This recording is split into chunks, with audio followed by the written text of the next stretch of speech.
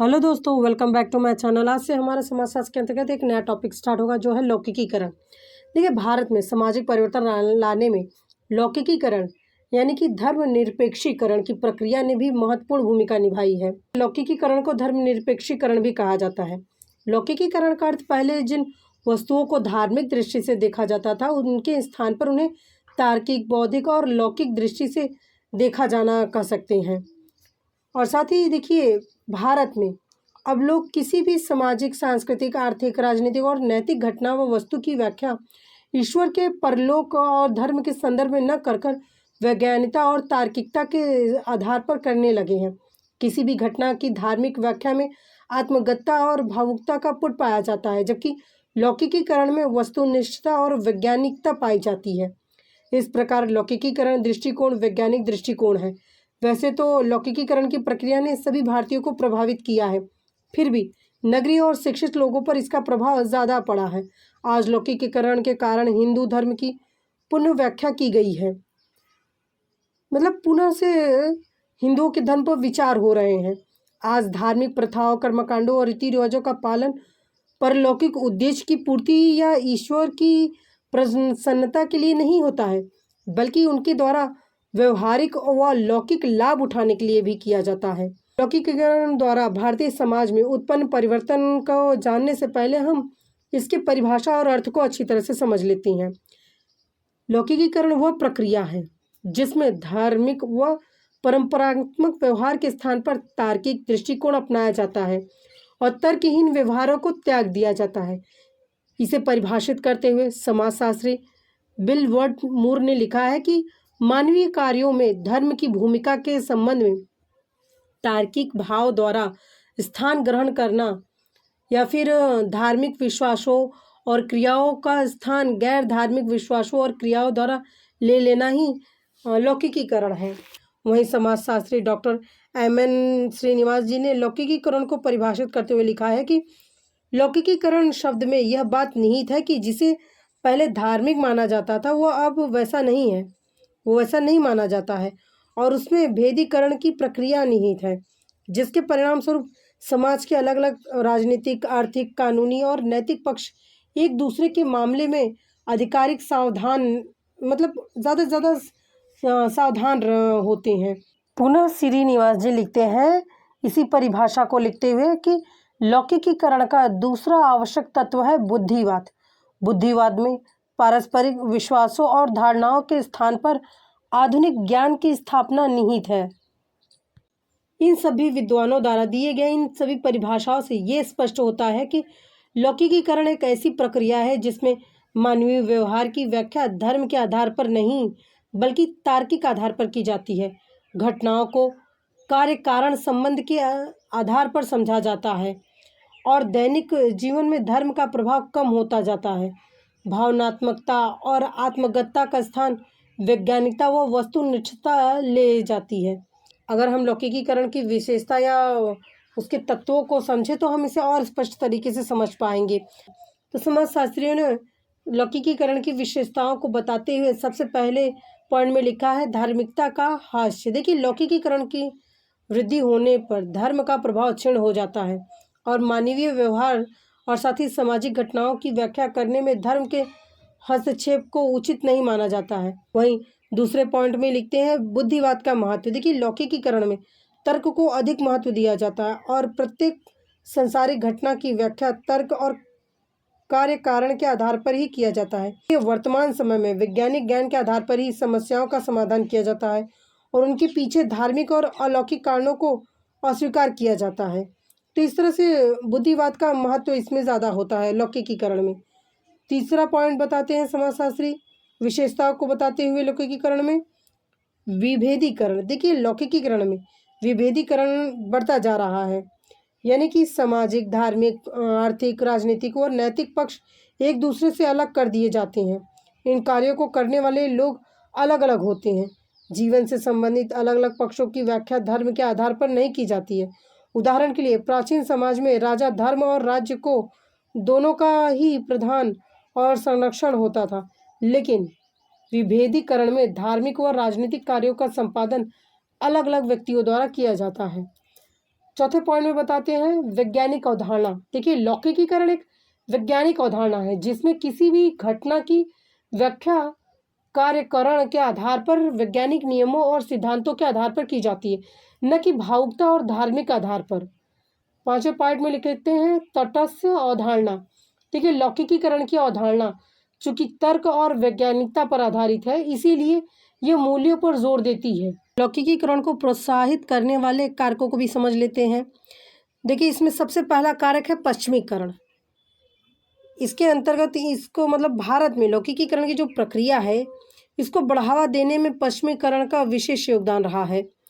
इस शिक्षा समाजशास्त्री डॉक्टर योगेन सिंह ने लिखा है कि मानवतावाद और बुद्धिवाद पर जोर पश्चिमीकरण का एक अंग है, जिसने भारत में संस्थागत और सामाजिक सुधारों का जो सिलसिला है, ये उन्होंने प्रारंभ किया। वैज्ञानिक, औद्योगिक और शिक्षण संस्थाओं की स्थापना, राष्ट्रीयता का उदय, देश में नवीन राजनीतिक, सांस्कृतिक और नेतृत्व सबके सब पश्चिमीकरण के उत्पादक ही हैं।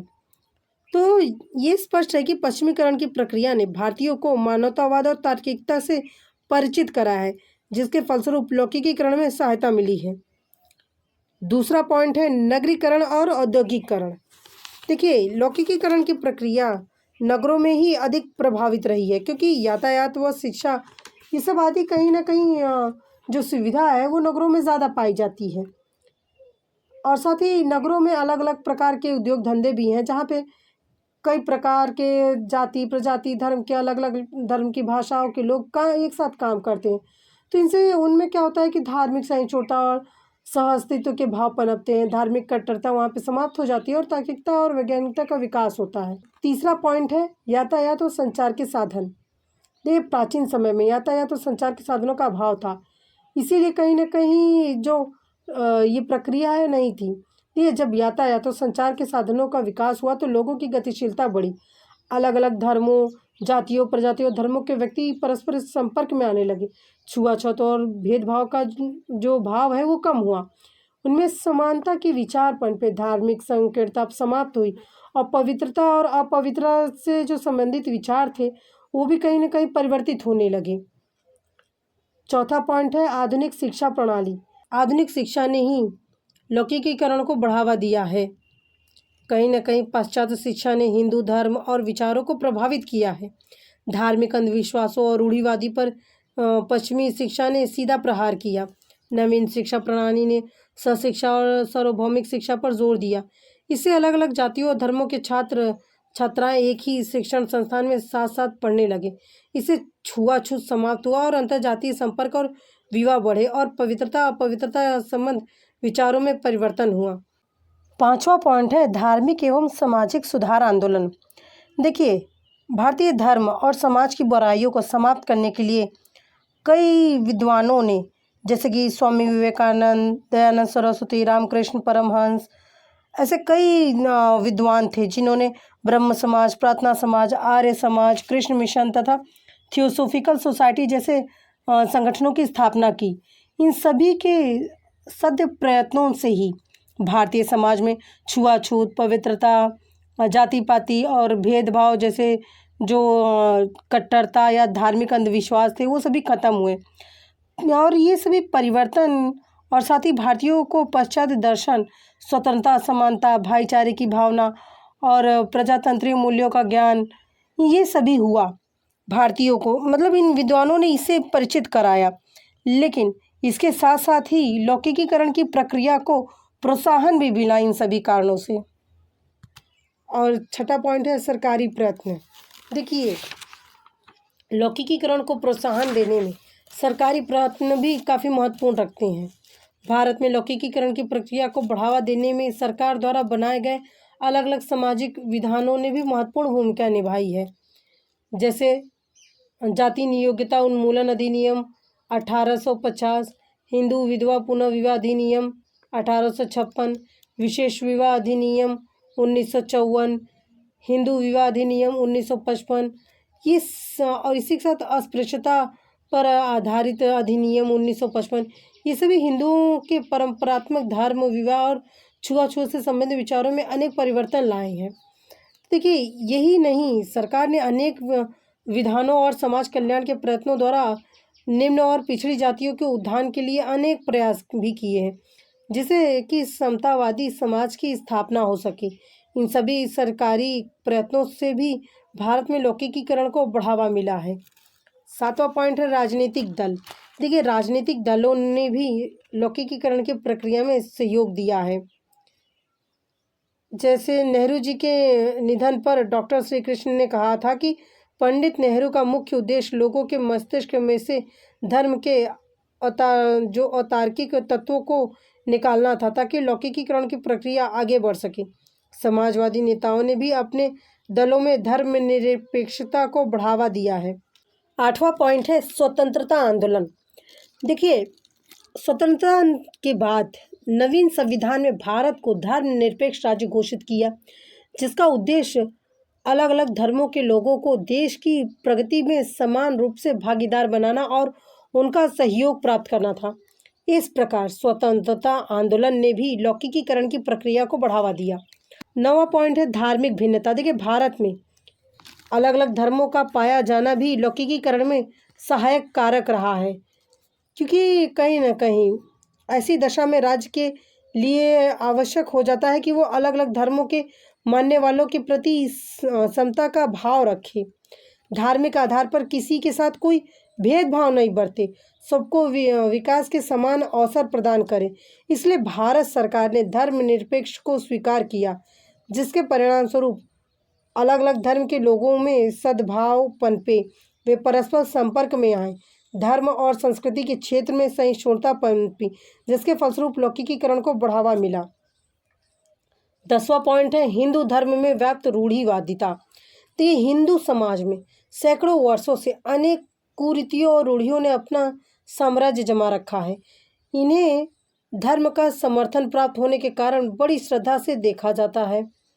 समाज के विचारकों और कुछ जागरूक प्रकृति के लोगों ने नेताओं ने इनके प्रभाव को कम करने का प्रयास किया।